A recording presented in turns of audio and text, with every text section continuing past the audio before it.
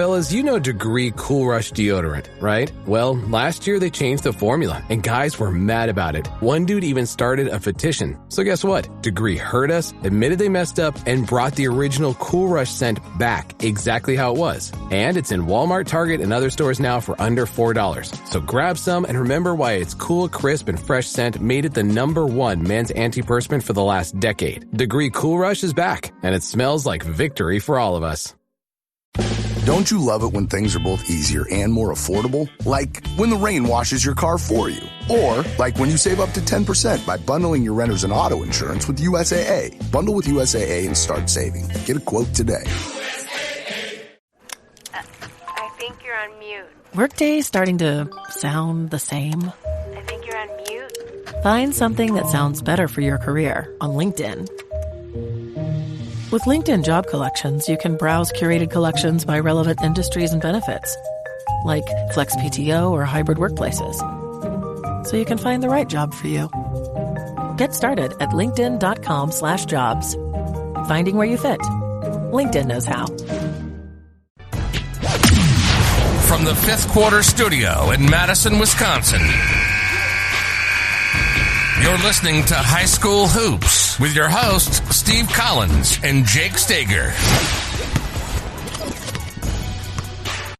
Hey, everybody. Welcome to High School Hoops, episode 108. Today, we're going to talk to John Wheeler again about the Princeton offense. Today, we're going to talk about, how it can really even the playing field, maybe if you're not quite as good on paper.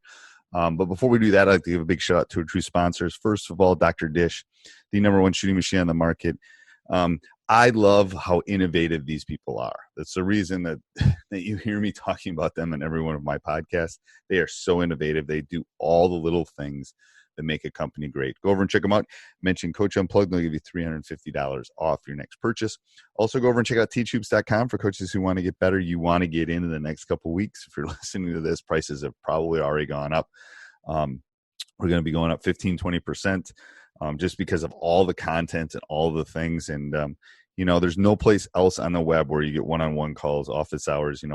After I finish doing these intros, I think I have 3.5 hours of one-on-one calls with teachhoops.com members. So I love doing it, but it's what makes it so special. So go over and check that out.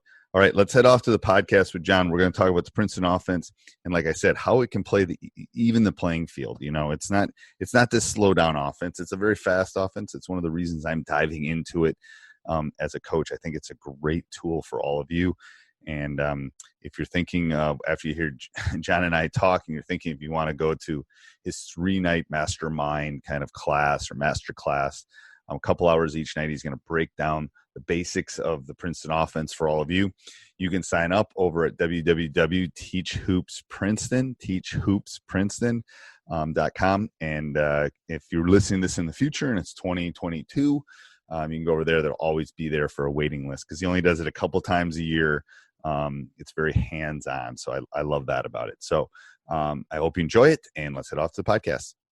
All right, Coach. So last week we talked about the Princeton offense. Now we're going to talk about, how to kind of even the playing field with it. So explain to me why the Princeton offense evens the playing field and how. And like we talked about last time, the big reason that teams run Princeton, or at least especially early on, is eventually going to be that underdog.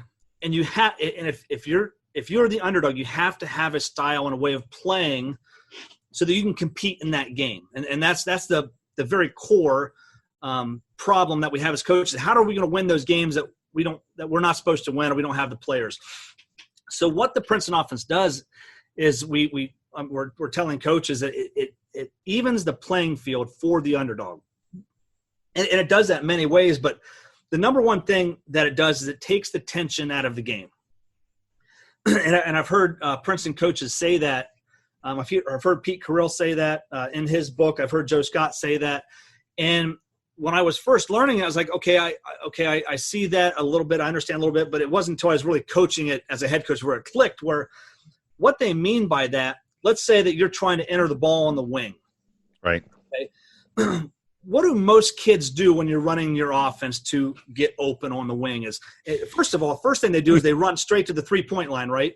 If you were going to open gym, how many kids run to the 3-point line and then the ball's kind of to the floor, and how many of them try to they either just kind of step back out, or in a more structured season, a lot of coaches are going to V cut, or they're going to L cut or circle cut to try to get, if they're not setting some kind of down screen to get open. And even then, if you're playing against kids that are bigger, faster, stronger, longer, switching, setting a down screen, and teams that are switching, if they're more athletic, getting open is very difficult.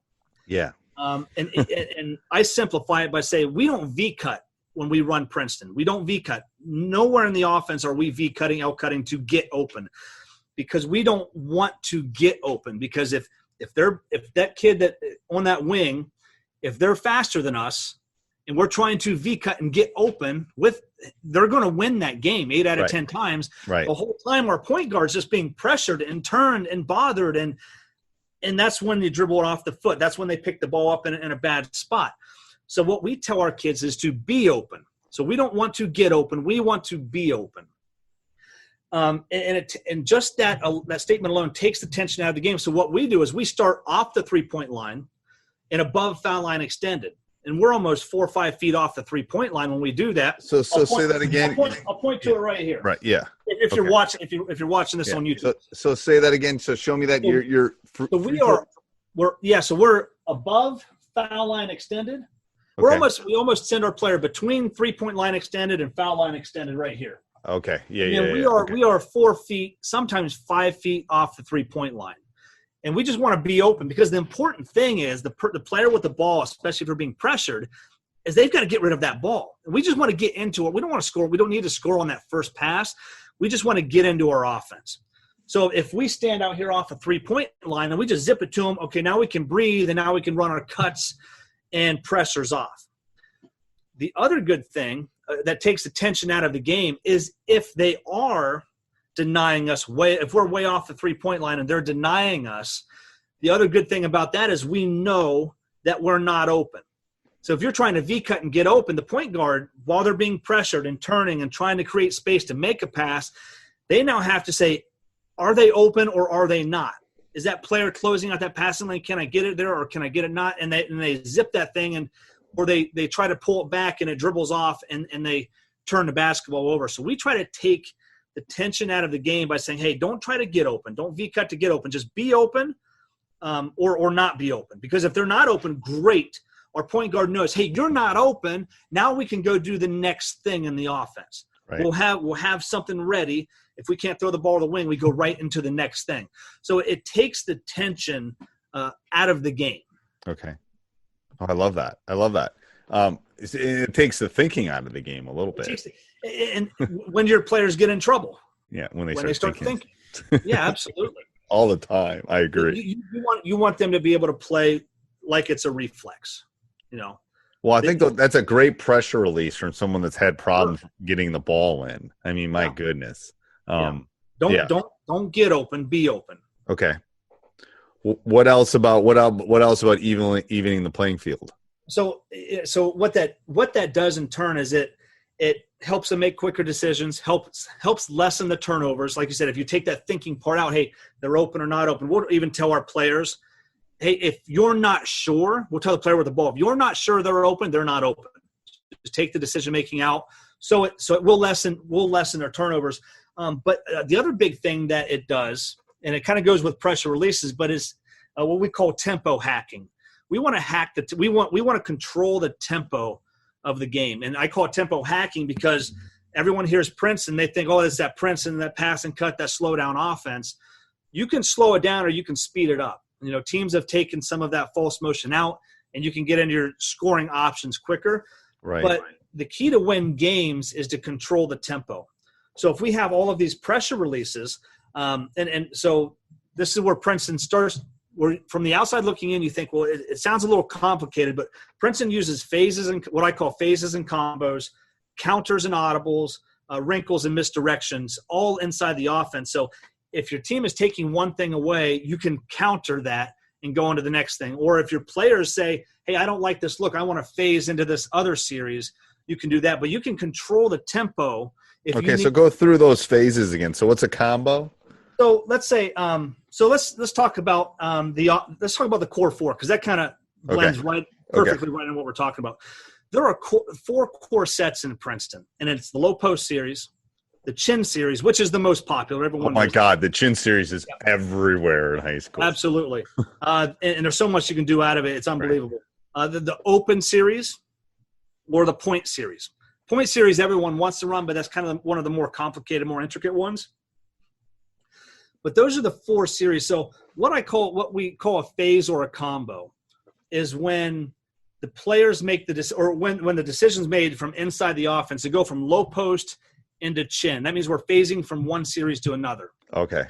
And then we have what we call counters or audibles. A counter is, hey, we're running something in chin, but they took that away. Let's counter and go opposite, or let's counter and go back door. Or if you're running point and point's not open, we're going to run a counter to that 5-man being denied, and we're going to cross over or spin dribble and play opposite. And we would call that a counter. And we call it a counter when the defense takes it away. We call it an audible when the offensive player just decides to do it. Okay, it's like a quarterback audible. Yeah, absolutely. Yeah. Okay. And then the last thing are what we call wrinkles and misdirections. And wrinkles are like a quick hitter or a misdirection play. It's a quick hitter that flows within the offense that if you don't get anything out of it, you can easily flow back into the offense. Okay. So and that's one of the main reasons how what I've taken this down and made it a lot simpler for coaches to understand. Okay. So the 4 core sets are what, if anybody runs Princeton, they run those 4 core? Or maybe 1 or 2 of them. It kind of, again, we talked about last week, kind of depends on your personnel. You might run low post and chin, or you might run point and open. You might run chin and open. Okay, so I think everyone that's probably listening to this has seen chin, and most of them probably know low post because it's a little bit. So explain open and point to us. Open is a series. They say basically, in the open series, your 5-man gets the ball at the top of the key. That's the spot on the floor that we actually call the point. Okay. And you have 2 guards on the wings and then 2 guards in the corners. So it's basically an open post offense at this point. Now we run specific movements where we'll go back door, we'll come get handoffs, and then there's all kinds of different actions you can do. Okay. But you're running – the beauty about running the open series, and I'm telling a lot of coaches, hey, you need to put in open. You got a 5-man that can handle the ball, or if you're running small ball, you got to put that guard that I talked to a couple girls coaches. They said, Coach, my best player is a 5-man, but she's only 5'8". I was like, well, run open. Put her there in that open spot because you have no help side defense when the ball's in the middle of the floor like that. Right, right. So open means like kind of open post. So the name kind of, okay. No post. Everyone's outside the 3-point line. Yep. Okay, so before we jump into point, I want you to talk about point. Where did the name Chin come from? Do you know? Okay, so I saw an interview with Pete Carrill, and I don't think that he called this on purpose, but they were putting this in, and I think the story goes he saw the player touch his chin before he made that guard-to-guard, that 2-pass reversal, and somehow that caught on and they started calling it chin. Okay. Yeah. It's funny how that works. I had a teachers member ask me the other day about how to call offenses. I said, don't complicate. I mean, we run like a fist and an open hand and things like that. Things you can do easy. So chin is like this is as long as you can dribble a ball and do it, then I'm okay with it. Sidebar, but important one. So another way that they take the tension out of the game is with their language. So they call stuff as much as they can. They call plays what they are. So if they're running low post, they're not going to call low post Kentucky. They're going to call it low post. They say there's an extra step in learning process. So you have to learn low post. You have to learn the action. Then you have to learn that Kentucky is associated with low post. And if you have 10 of those, right. Now it's a memorization game. But they call things what they are. Low post. I think that's why I wondered if there was a meaning behind chin, but it doesn't sound like it. With chin, it just kind of came coincidental. With like low post, they'll call low post corner, low post cut, low post screen away. When we get into wrinkles, we'll call chin low, chin black, and low means something, black means something else. I think that's great. That's audible. I don't care if you know it's low post. Exactly. Yeah. And again, coach is not calling it from the side. Right. So one of the cool things is, you can like with chin, you can call chin verbally by saying chin. You can physically touch your chin, or you can throw the 2-pass reversal. Right. Those are 3 different ways you can key that offense. So if you want to run low, you throw the ball to the wing, everyone knows you're running low post. And when they throw the ball into the low post, if that guard cuts to the corner, everyone knows we're running low post corner, know what to do next. If he goes low post screen away, everyone knows just because they saw him screen away, they don't have to say anything out loud. They know what to do. If the kid goes back door, they know we're doing this. If the kid uses the screen, they know we're doing this because we put all that in. I love that.